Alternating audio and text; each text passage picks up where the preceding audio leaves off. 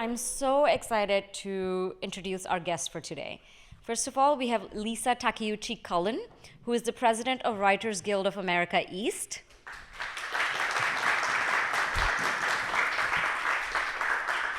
Stealing time away from some very busy negotiations right now is Rebecca Damon, who's the executive director of SAG-AFTRA New York.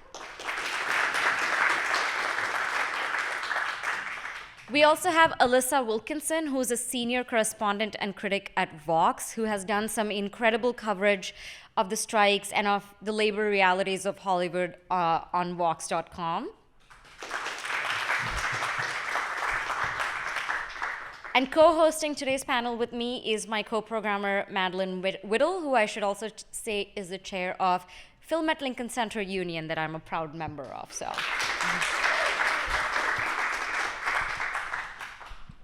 All right, Maddie, did you want to start us off? We have so many questions to get into. Yeah, a lot of ground to cover. I'm just to reiterate, thank you all so much for being with us, and thank you all for joining the conversation. To dive in, I was hoping that we could start with a little bit of historical context about the organizations, the WGA and SAG-AFTRA, and then the history of their function within the film industry, how they came about, how a working actor or writer today becomes a member, and if you could just lay that groundwork for us. Sure, I'll start. First of all, thank you for being here. Did you know that this was going to be a conversation about labor? Or did you think we were going to be talking about movies and shit? Because we have some dedicated cinephiles and labor and heads union in our fans. Okay. So I am the president of the Writers Guild of America East. We have two sister guilds. We're commonly known all collectively as the Writers Guild of America, but we are separate entities. There's the West and the East. My guild started 69 years ago, and it represents all TV and movie writers east of the Mississippi. And it's simply geographical. If you happen to live east of the Mississippi, when you sell your first project to a signatory, then you join the Writers Guild of America East. We are a smaller guild than our counterpart in the West. The West has about 10,000 members, I think, and we have about 7,000 members. However, a portion of them are journalists, including Alissa. Alissa is one of our journalist members. We also represent online media, digital journalism, and broadcast news writers. But about 60% of our membership are film and television members. How you join the guild is exactly like I said. You just sell a project, and then you're automatically in the guild. Whether you qualify for health insurance, which is what everybody typically wants to know about when they join the guild, is a financial bar. You have to earn above a certain minimum to qualify for our excellent health insurance, which we also worked on during this contract. Rebecca. That was fantastic. There you go. Hi there. I'm Rebecca Damon, and I'm the executive director for SAG-AFTRA New York, Labor Policy and International Affairs.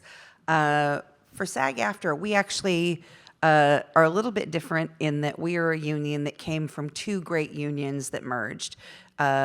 Both Screen Actors Guild and the American Federation of Television and Radio Artists were formed in the 1930s in another amazing labor movement. And at the time when Screen Actors Guild was originally formed, a lot of the same sort of really abuse of studio power that they faced in that moment are what we're really facing today in our strikes. We merged in 2012, so we've actually been one union. And without us being one union, so much of what we're doing right now would not just even be possible. There's so much power in that. We represent 160,000 SAG-AFTRA members across the country. We're here in New York. It's our second largest local with about 36,000 members. And what's exciting about our members is obviously everybody thinks of, actor performers, but they also should be thinking about our singers, our dancers, our recording artists, our broadcast members, whether they be in entertainment like a DJ or news, stunt performers, puppeteers, background performers. Basically, if you're in front of a camera or behind a microphone, very often you're a SAG-AFTRA member if you're working in this trade.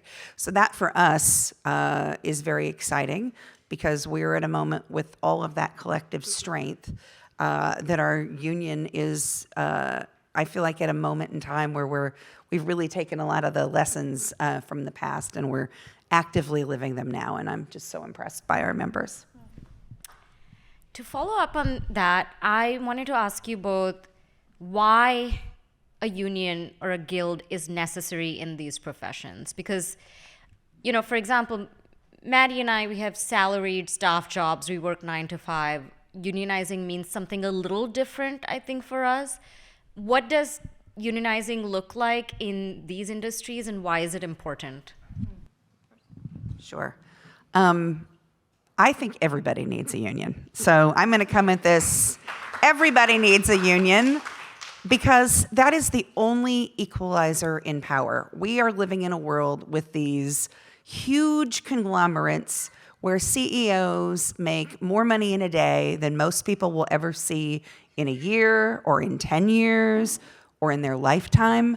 I mean, we are in such a moment where I've always believed in the labor movement, and our board deeply believes in it, but I think the country is starting to understand on a new level what it means to be in a union. First off, in our case, for our members, many of them come to this, and it's probably similar in the Writers Guild too, people don't do this because they have to, they do it because they love it. And they love it so much that it is their life's dream. And when you are pursuing your life's dream, that is one of the most easy groups for people to take advantage of. The passion tax. Yes, yes. But because you were pursuing your life's dream doesn't mean that you don't still deserve, need, and have a right to all those basic things. Money so you can pay your rent and put food on your table.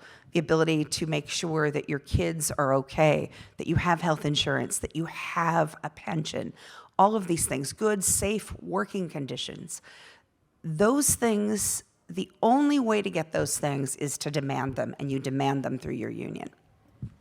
All those things that Rebecca just mentioned, health insurance, pension, residuals, the things that we take for granted today, we achieved by striking.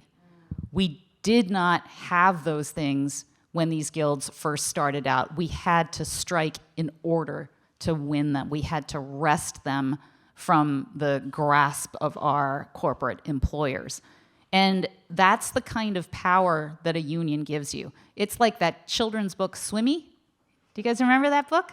Where all the little fish are being eaten by the big fish, and they decide to swim together so they look like a big fish, and then they defeat the big fish. Organize.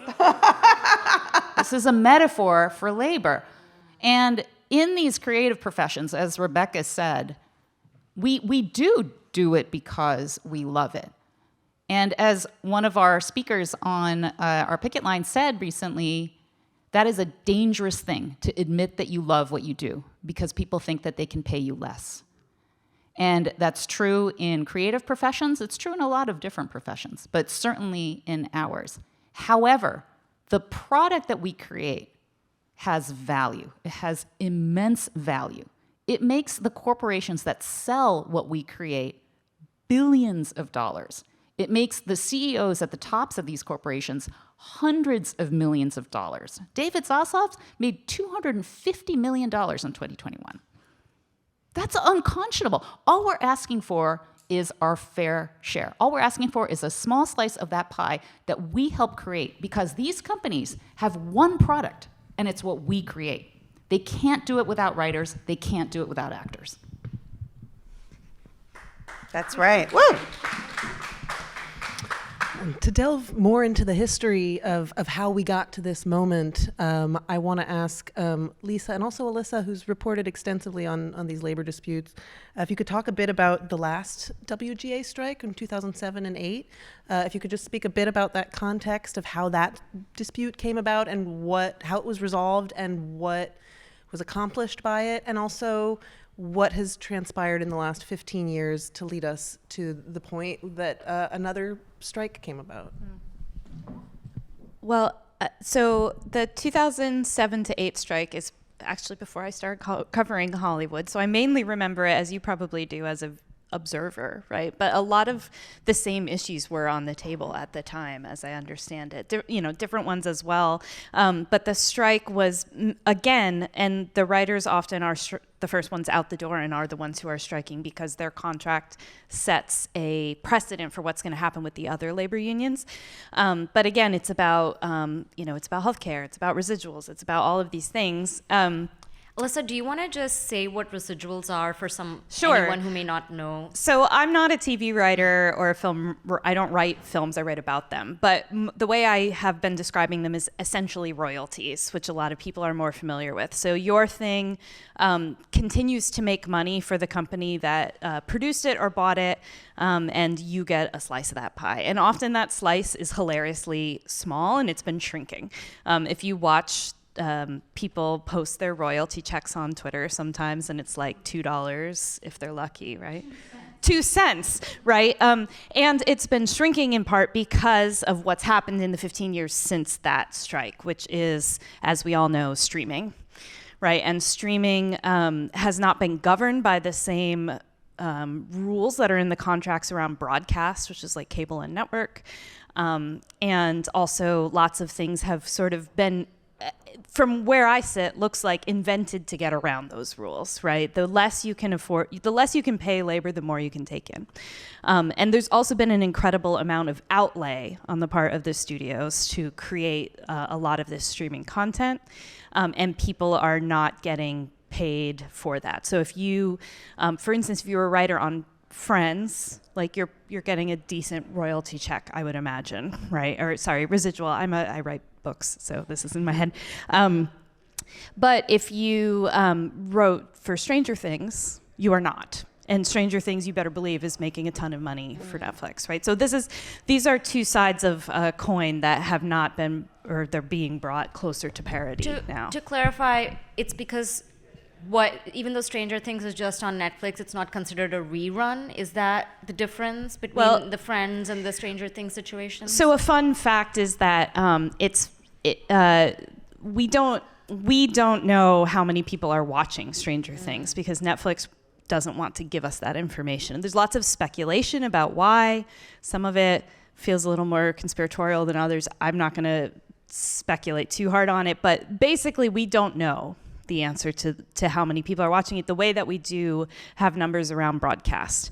And because of that, and because the contract looks different, there's just a lot of mushiness. Is that about right? Sure. Yeah.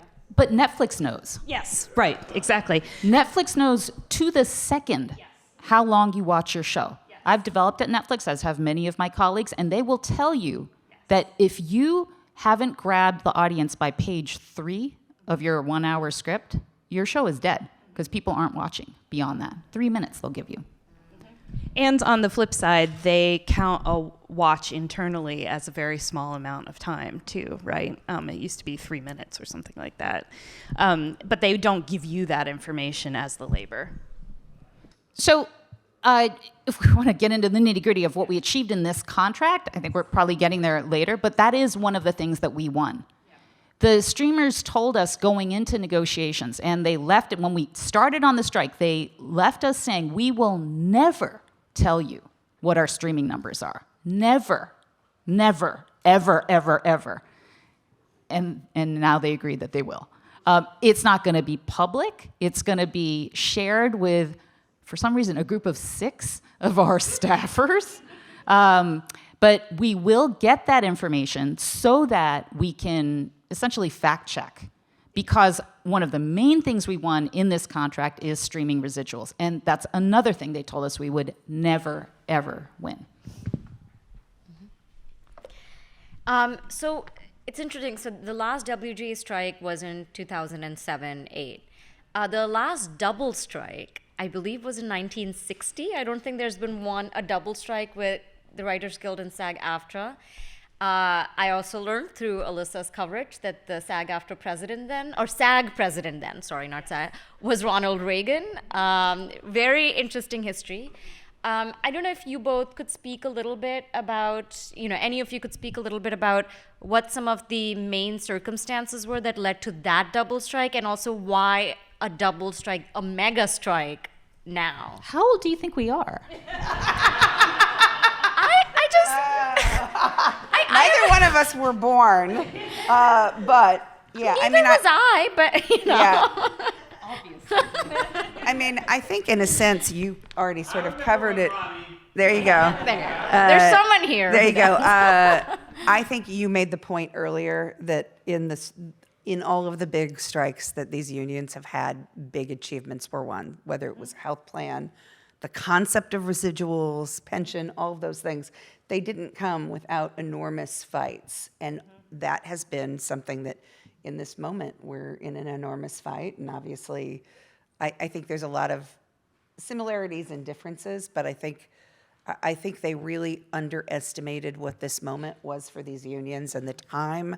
I mean, I'll just say in terms of the whole labor movement, but specifically the unions in this space had spent a lot of time during the pandemic thinking about what work safety was going to be. We had a whole process of trying to figure out, at least for the actors, what that would look like. And all of the industry unions, I mean, I think we've always had fantastic relationships here in New York, but the deepening of the relationships between the unions, leaders, staffs, and otherwise, and members led to a different kind of understanding of everybody's power.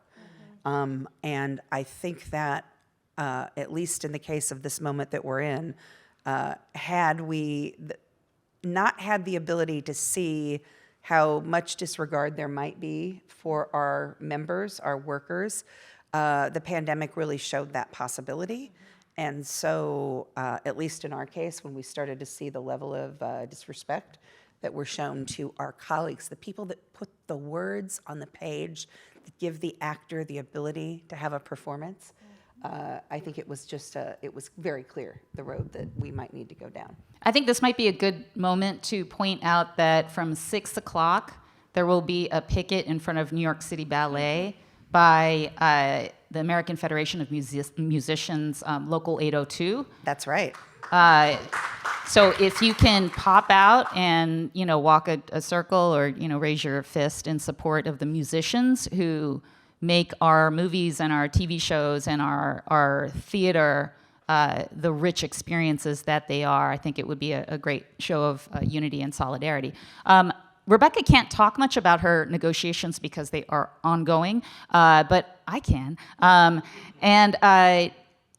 the first day that we gathered in the caucus room at the offices of the AMPTP, which is the body that represents all the studios. You might have seen that acronym in a lot of articles about the strike. They have their offices in the Sherman Oaks Galleria, which is a shitty mall with a cheesecake factory and a P.J. Chang's across the street and a Buffalo Wild Wings next door. We walked in and there was this beautiful woman who came in, and I thought, is she an executive? Is she an actress?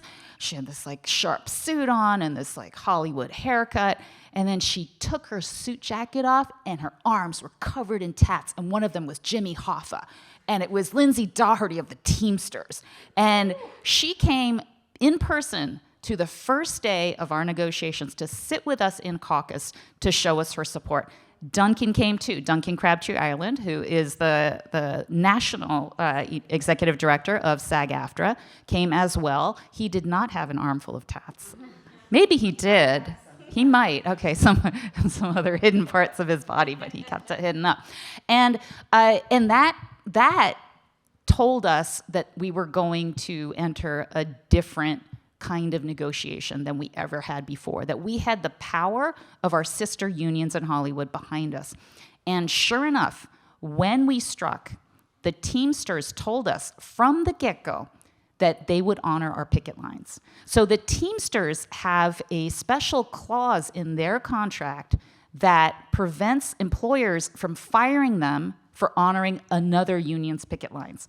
None of the rest of us had that. There are a few IATSE is the union that covers crew. A few of their locals have a similar clause. We tried to get it, we failed, but none of us had that except for the Teamsters. And so the Teamsters from day one said, if you guys are out there while somebody is shooting, we won't cross. And that absolutely changed the game for us. Here in New York, we realized that this was true on our first production picket, where we had like 4 people out in the middle of the night in an outer borough for a production, and the Teamsters came up and they're like, yeah, we're not going to cross. We're just not going to cross. And we shut down that show. We wound up shutting down 10 TV shows and or movies completely in production. And the point of that was not to make our fellow Hollywood workers suffer or to cause loss of work to crew or to actors, although that was a painful side effect of some of those shutdowns too. But the point was to make the studios feel the hurt so that we could punch them where they would actually feel it, and that would be in the pocketbooks. I just want to throw in the 1960 thing because this was so interesting to me, and I think the fact that it's been so long really underlines how important this exact moment has been for the unions. But yeah, I mean, the Screen Actors Guild at the time was concerned predominantly with movies were starting to be shown on TVs, and TVs were starting to be in people's homes. And the studios did not want to pay residuals to the actors in those movies the way that they were getting paid residuals for TV shows. They said, well, we don't really care that it's on TV, like you got paid, you're done. And so Reagan had been president of SAG for many years, and then he sort of rotated off, and then he was kind of brought back in because they knew this was coming, and he is a politician at heart, right? And there's lots of disagreement over whether he got everything that he should have, but it was sort of the shutdown, and it's kind of funny to know that at the time he was saying things like SAG, the Screen Actors Guild is like the greatest force for good in Hollywood or something like this, because of course we know how his feelings on labor went 20 years later. But just looking at that fact, and that the writers were striking, SAG came in, they won their thing, and then the writers won their demands eventually. Again, I think really underlines how strike moments in Hollywood have often worked, and organizing moments, which is that technological changes are what drives Hollywood.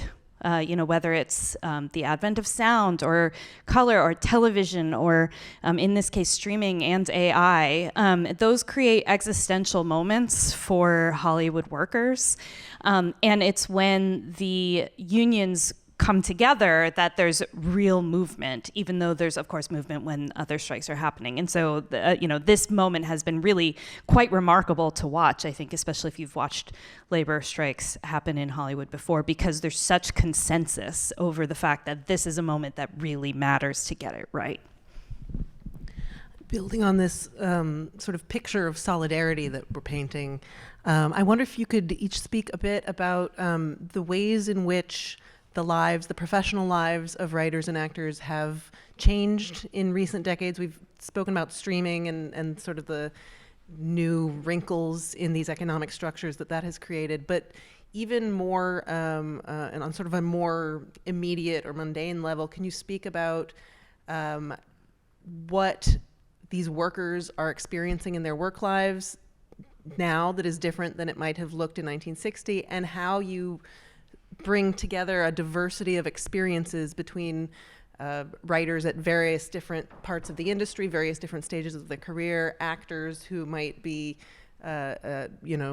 struggling, and actors who are, movie stars whose names we all know.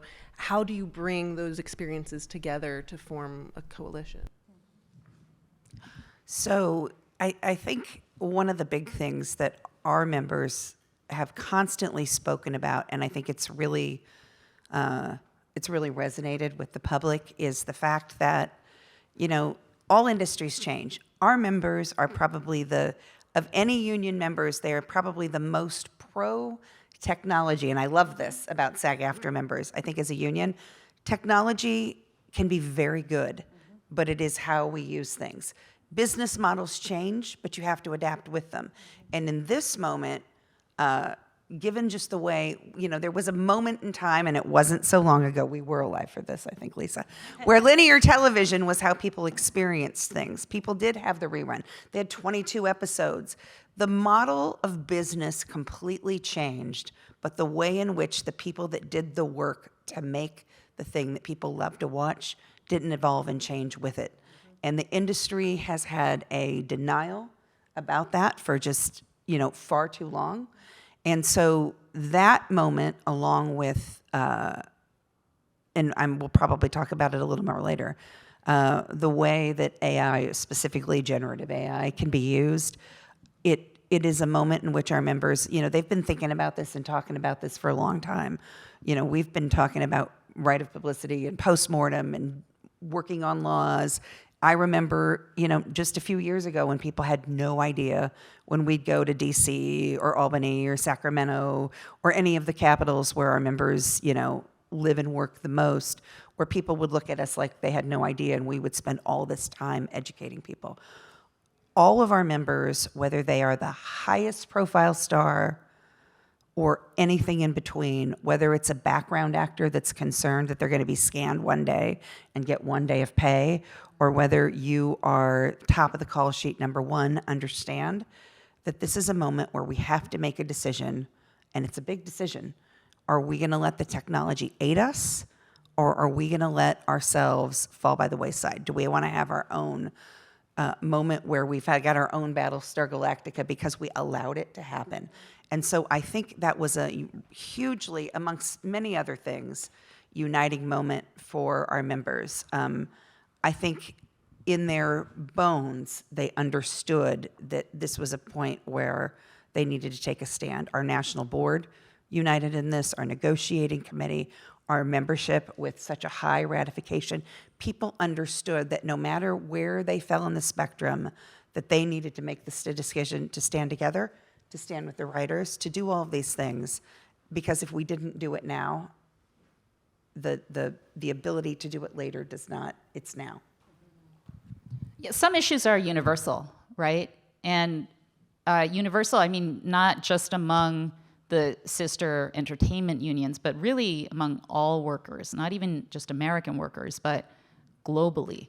And I do believe that AI is one of them. AI is, we were just saying in the green room, it's coming for y'all, like everybody, right? Every line of work will be affected by AI. And I do think that that's one of the stories of this hot labor summer, is that we got the world talking about the same workplace issues, the same issues that affect all of us in whatever line of work we do. And certainly this scary but cool, technology is one of them. I think one of the galvanizing moments of this summer was when Duncan Crabtree Ireland came out of the negotiations, the failed negotiations in which the studios had refused to meet the actors' demands, and he told the world that one of the things that the studios proposed doing was paying background actors a day rate and scanning their image and then owning that image forever in perpetuity across the universe, I think was the insane batshit language, right? And they want to make sure, like, if we get to Mars, they can still air they it. still own you. They still own you, background actor number 3 in Law and Order SVU.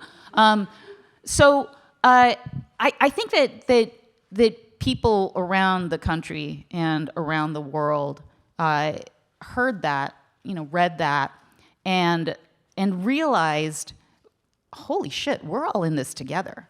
We have to band together. We have to put up some guardrails, or everything we create, every work process we are part of as a lawyer, as a healthcare worker, in really any industry you can think of, can be taken over to some respect by this new technology. So what does that mean? I think for us, the realization was that it's not personal, but it is inhumane, right? What these companies are doing. It really is just about the money.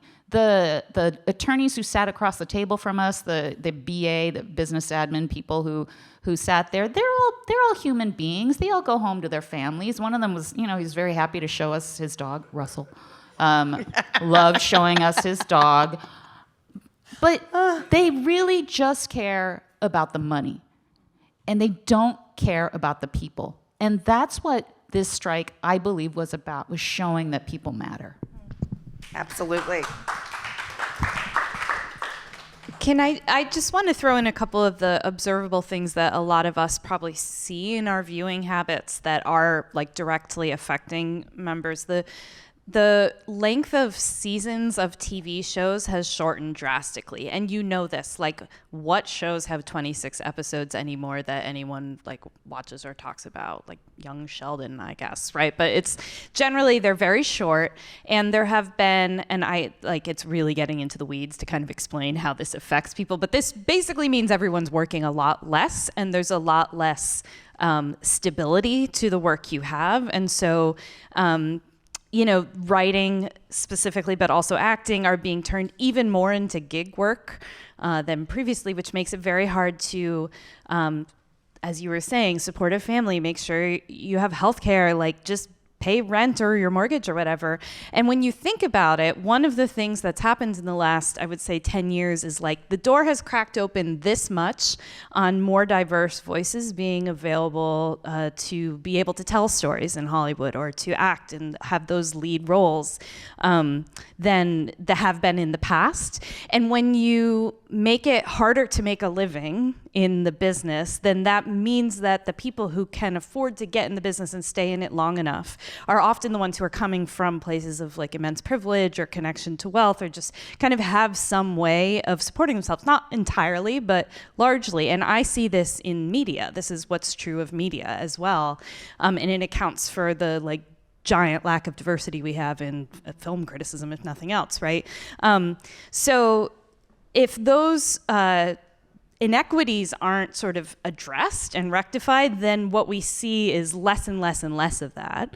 And we're kind of back where we started. And that makes the entertainment worse.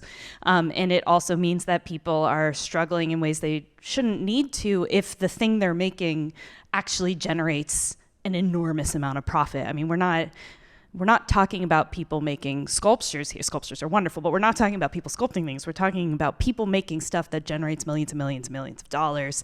And that's like a big thing that I think a lot of us see happening, but don't kind of understand the full ramifications of what it means for the workers. Yeah, I think a big moment for us was when we started making sure people understood that a lot of our members don't make their health insurance. They don't make enough money to make their health insurance. They're people whose faces you know. They're on TV shows that you know and you watch regularly. And because the way that the business model has changed and the studios and streamers have not kept up with it, that I think people understood that on a whole level. It's like, well, but I need health care. What's the minimum again, Rebecca? 26,000. 26,000. 86% of our members don't make enough money to make their health care. $26,000. And so I think people got that on a level of like, well, wait a minute. I see that person. I streamed that whole series last. It changed, I think, the conversation for the general public to understand some basic facts around this that I think in people's minds, and honestly, in the minds of the people that would want you to think this, we value and love our our high-profile top-of-call shifts, like the A-list celebrities. They have been very engaged and very supportive of this strike. But I think that often is the misconception. It's not the journeyman performer that people necessarily think of. They don't necessarily think of the stand-in, the singer, the dancer, the background performer. Those people who this is their job, but who are being left out and left behind by the studios. Mm-hmm. Well, a great tragedy that we have to beg for health care. Great tragedy of our times. One last question before we open it up to the audience. Lisa, could you talk a little bit about the major wins that you feel the public should know that have come out of your strike and negotiations? I know, Rebecca, you can't be specific, but maybe you could also speak broadly about what you would like to see in this industry in the future, as broadly as you need to. But Lisa, maybe you could start us off. Sure, I'll take them in sectors. So in streaming, we got the transparency that I just told you about. We got streaming residuals, improved streaming residuals. We in television got protections around writers' rooms. You might have heard or read a lot about that, but we got guaranteed minimum numbers in writers' rooms. In film, we got a guaranteed, this sounds a little granular, but it's called a second step. In any case, screenwriters are screwed. They are taken advantage of every which way. And one of them is that they are forced to do a lot of free work, meaning that they get a contract, they sell their script, yippee, and then the producers milk them for draft after draft after draft. So we put some protections around that. In a section of the contract that we call Appendix A, which covers our comedy variety writers, which is very important to us here in the East because so many of those shows are based here. So many of our members work in comedy variety. We got them guaranteed 13 weeks of work, which sounds insane, right? Like to be guaranteed, oh wow, a 3-month guarantee to work. They never had that.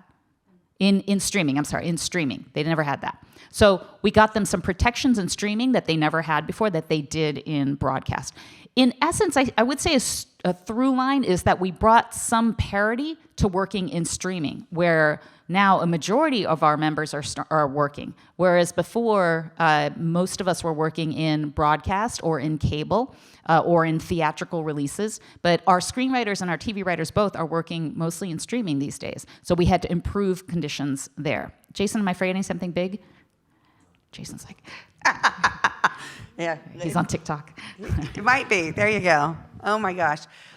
So when we went on strike, we released, a nice little chart to help people out to understand where we were, where our employers were. And so while I can't go into the specifics of anything now, obviously, because we're back in negotiations, I think it was a lot of the stuff we covered earlier. We talked about, modernizing a contract. We very much talked about AI, and that is for us such a huge, if you think about the example that you used of Duncan's, I think it is the absolutely perfect example of the kinds of things that our members are fighting for. I know earlier you also mentioned to me before we came out with the different things, I just wanted to throw it out here. One of the things that we're doing that's a little bit different right now for us that's actually been very successful is pursuing interim agreements. Just last night, I was out a little late, so sorry for the gravelly voice. I got to go to one of the first interim agreements that is now going to be in theaters. She came to me. They had we were downtown, all the people came out for it, and it was such an interesting example of something that we used in the 1960s and the 1980s that for SAG-AFTRA has been both successful then and successful now, because it basically proves all of the things that where we left, the things that when we left the room that we were asking for, these independent filmmakers, this is beautifully directed by Rebecca Miller, and you get to see on the screen, and it was just an honor for us to be a part of it, that they were able to honor all of the terms that the studios and streamers somehow can't pay for. This independent, beautiful movie, She Came to Me, and you can go see it with a happy heart because they did it under the union interim agreement, under SAG-AFTRA's interim agreement, and you can see it with that, and you can both enjoy a great film, but you also get to think about how this business model is so diverted away from, it is possible to make something where workers are fairly paid, and at the center of that, the people that make the art actually get to participate, which is a very exciting thing for us. I forgot to mention AI. That's the biggest. It really is. That's why I grabbed it. So yeah, and they're fighting for similar, not the same, but similar issues as well. Publications like the Wall Street Journal, like the New York Times, these sort of moderate publications are saying that the WGA showed the rest of labor how to handle AI. And how we did that is that we didn't reject it outright. We didn't say, you can never use AI, right? Because this technology is here. It's not even coming, it's here. So how do we put guardrails around it so that we are protected, our work is protected, and that we're compensated? And how we did that is that we asked that, and we got, that that AI could not be considered original material, right? So a writer always has to be a human, which sounds bonkers, but that is actually in our language now. It has to be a human writing it.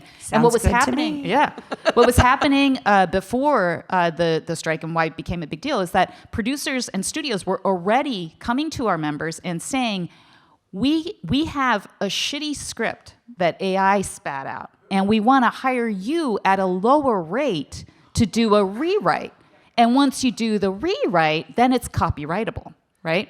So it's a really complicated issue, and it's why it was one of the last ones to be settled for us, but we did find a path forward. And I just want to say, as a journalist, that was like such an important thing for us to see, because this is, you've seen it, I think, in headlines. This is an ongoing issue in journalism too. Oh, we're just going to spit out an article and you can fix it. And every writer knows it. I mean, if nothing else, it takes way longer to fix something than it does to just write it yourself. So I think we can open it up to audience questions. I am sure there are some. I see a hand right here. We have a mic that'll come around, so if you just hold for one moment to speak into the mic. I'm curious, they're loud, how cinema workers fit into this labor moment. You folks have a union here. I know the folks at Outfest in Los Angeles just announced their intention to unionize, and then a majority of that committee was laid off. How you folks feel about fitting into these successes and narrative? I mean, our union came into being right after during kind of the pandemic's 2020, yeah. upheavals too, and I think we've seen a surge of unionizing among film institutions in New York and beyond, which has been really heartening. And I think fundamentally it comes down to many of the things that Lisa, Rebecca, Alissa have been talking about, which is a lot of people who do this work do this because they love it. Even people who don't do what you might consider creative work, right? We have so many theater staff, we have people who run the festival who do things you might consider more logistical, but they do it because they love cinema. They want to share movies with people. And there is a scarcity mindset around these jobs that creates a big problem, because there are a few jobs, many people who want to do it, they want to do it really badly because they're passionate. So there's this idea that you need to settle for what you get, because this is the only way you'll get to do what you love. And if you don't settle, someone else waiting in the line behind you will get this job. So at least for me, our process of unionizing and collectively bargaining was it was just a moment that even changed my relationship to my work, in making me realize that I can love it, but that doesn't mean that I make my or my peers' lives and possibilities worse for it. And so coming together and saying we will not give into the scarcity mindset, we will not, for example, health insurance was a big thing that when we were unionizing, especially for our theater staff who don't work in the same way that we office workers do. We have 9-to-5 jobs and salaries, and there are many people who work in cinema in festivals who don't have that. They work on contracts, they have irregular hours. So it was really also about people who have very different kinds of professional experiences coming together and saying, we can make everything better for each other if we get outside of that idea that we'll do anything just for a foot in the door. But Maddie, you want to maybe speak a little more?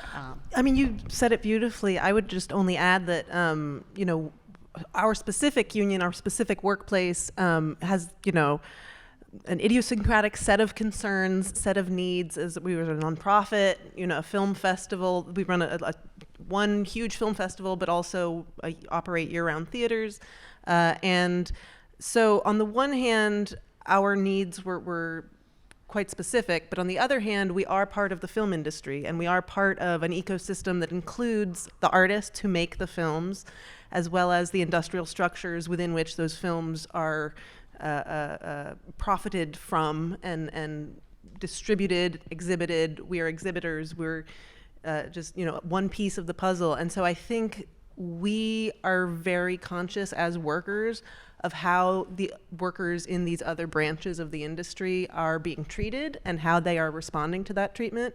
And we often model our response on what we see our peer institutions asking for, achieving, whether that's other arts nonprofits in the city or the Writers Guild and the actors whose work we are so proud and happy to be able to engage with in our own professional lives. I had a moment when you were talking earlier where I wanted to say to the audience, just close your eyes and listen to her describe what she's talking about. That could have been an actor, that could have been a writer, that could have been a director, that could have been an IATSE member talking about the thing that they love. It is a universal thing about people in the arts.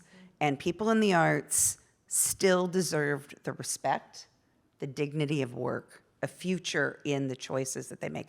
So when I think about the massive amount of organizing that is going around, not just in these industries, whether it's film and TV or broadcast or all the other related industries, the entertainment and media ecosphere, if you think about workers just in general, I feel like we are in a moment where we get to make a lot of decisions. Part of that is because the unions are in a very special spot and they understand. I think both of our unions understand that we have a bigger responsibility than just our particular moment. I also think there's something fabulous generational going on where people are saying, well, I'm not going to take that. And that inspires everybody to say, that's right, we're not going to take that. We get to have power and decision-making in the world that we live in, and unions are such a big part of it. So when I was listening to you guys talk, I was like, you wanted to get up and go, yay, that's amazing, because it is amazing. It is. Are you a cinema worker? Oh, no. But in the past, I've worked at a nonprofit. I've worked for many nonprofits. Yeah. You're a writer, director, actor. I made some films myself. But I've worked for many nonprofits, and that can be complicated because there's a mission you're serving, and you're proud to serve that mission, and they show you the pie and claim that you can't have your fair slice of it because of the mission and all that. So. I also just want to underline something Alissa said earlier that I think is really important, which is that equity is necessary for diversity. Yeah. So there's a lot of conversations in all these film spaces about needing more diverse voices, people of color, people of different identities. Well, if the only people who can afford to do these jobs are people who can somehow live on very little and do unpaid internships and, take on jobs that, just are not enough to make a livelihood, then it's never going to be possible for the traditionally, historically disenfranchised members of the community to take up the arts. So I thought that was a really important point that applies to all of our industries. Yeah, I don't need this. Oh, it's because it's being recorded, so we do. Oh, it's being recorded. Yeah. Okay. Well, I went out. I'm a SAG member and SAG-AFTRA member, and I went out on the line because of this whole AI issue, and a light went on in my head. This whole AI thing has been going on for years. I grew up in LA, and I remember the Walt Disney program, and Uncle Walt came on and introduced audio animatronics. And he said in that interview, he said, we really would rather hire an actor to play Abraham Lincoln, but the thing is actors, they get sick, and they have to be replaced. So we came up with audio animatronics. And I was only like 17 or 18 years old. I went, wait a second. But then I thought, well, that's kind of a nice trick, And then early in this century, there was Polar Land Express. Did anybody see that? And we had a digitalized Tom Hanks, sort of looked like him. And I thought, well, that's kind of a nice trick, but it's not going to really go anywhere. And then, right over here at Walter Reed, I saw Listen to Me, Marlon, which was a documentary made by his family. I mean, it was produced through their agreement. And they showed a hologram that he made for his children of him reciting Shakespeare. His head is revolving around so that his children... That's going to come up in my nightmares. His family can regenerate him. And so the reason I went out on the line, not only for the Writers Guild, but for the actors, is because there will be young actors who will want to come to New York and be the next Marlon Brando or the next Meryl Streep, and the producers, the money men will say, we already got that. We got a hologram of them. We've got them scanned. Do something else, So that's something to think about. I mean, it started out as sort of a nice little trick, and now it's become a reality. So, solidarity. There's a movie called The Congress from, what year was that? It's like a it read really bizarre when I saw it in, I want to say 2015, it was something like that. It's not long ago, in which Robin Wright plays an actress in the very near future who, I can't remember all the details, but basically she's trying to sell, the studio wants to buy the rights to her and her image and sort of use her in perpetuity. And then it goes, it's a great movie. You should definitely watch it, but it's very bizarre. But at the time, 7 years ago, I remember watching it and thinking well, this is weird. This is never going to happen. And then that was precisely what the plan was. And not just with actors, but also with writers. And you have to assume, at that point, do you need directors anymore? Or do you just need project managers? Are we just creating software companies here? That should scare everybody. And I'll say, as someone who's been writing and talking about this for months now, many people have said to me, well, AI will never be as good at things as humans, so we don't have to worry about it because it'll just be a gimmick, and it'll fall away and things will go back to normal. And what I keep trying to remind people is that about 10 years ago, a thing happened in my industry that has been referred to as the pivot to video, where journalism was pretty much gutted in order to move towards video on Facebook's platforms and its algorithms, whatever. Then we found out that Facebook was lying to us about the data and how, the statistics, how many people were seeing it. But by the time the correction started, it was too late. And the industry's just not there anymore. And this could happen very easily in a Hollywood circumstance. And so if you learn anything from the state of journalism at this point, it's that you don't want your industry to go that way. Yeah, and for us, issues around what you mentioned about coming on the line, just basic compensation and consent around the choices that you get to make around yourself, right? And it's just basic human dignity. You spend a whole life building up a career towards what you want it to be. You have to have the ability to have really true, informed, meaningful consent to what that looks like. Yeah. I saw it on a picket sign for writers. We said they're stealing our words, and for actors, it said they're stealing our faces. And that's something that's really visceral, and I think really spoke to a lot of people. Yeah, I just want to give you my personal experience with Disney. I worked for ABC, Cap City, Disney for 28 years. I'm retired for quite a while. In 1980, I started. We had 1,100 full-time technicians in New York on 67th Street. When I left in 2008, it was whittled down to 200. We were locked out for 11 weeks about 20 years ago. Disney is ruthless. I mean, they got rid of our health insurance during Thanksgiving of that year. Iger's attitude hasn't changed. His attitude then was, well, you don't understand the business. He proceeded to leave about 3-4 years ago. He came back distressed. The stock is worthless at the moment. These people think they know what they're doing, but they're just greedy to a great extent. We unfortunately got decimated because of computers. They managed to convince our union during the lockout that they had jurisdiction of computers. And you know everything is done by computers, so we lost a lot of the territory that we had that gave us really a decent income. It was a 52 weeks a year work. Now it's all freelance. If you don't get along, you're out the next day. Anyway, keep the good fight.